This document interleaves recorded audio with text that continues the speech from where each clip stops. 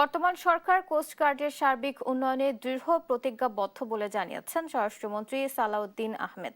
মঙ্গলবার সকালে আগারগাঁওয়ে কোস্টগার্ডের ৩১তম প্রতিষ্ঠা বার্ষিকীর অনুষ্ঠানে তিনি বলেন, এই বাহিনীর বহরে হেলিকপ্টার যুক্ত করা হবে। এতে করে অতীতের তুলনায় সক্ষমতা বাড়বে। স্বরাষ্ট্রমন্ত্রী বলেন, বিএনপি সরকারের নেতৃত্বে বেগম খালেদা জিয়া কোস্টগার্ড প্রতিষ্ঠা করেন। এই বাহিনী এখন জনগণের আস্থার জায়গায় পরিণত হয়েছে। উপকূলীয় এলাকার পাশাপাশি অভ্যন্তরীণ নানান বিষয়ে কাজ করছে বাহিনীটি। তাদের নিয়মিত টহলের কারণে সমুদ্র নিরাপত্তা রয়েছে।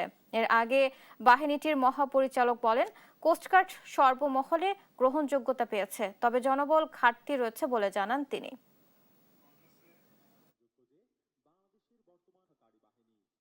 বাহিনীর আধুনিকায়নের জন্য প্রয়োজনীয় জনবল বৃদ্ধি করে প্রায়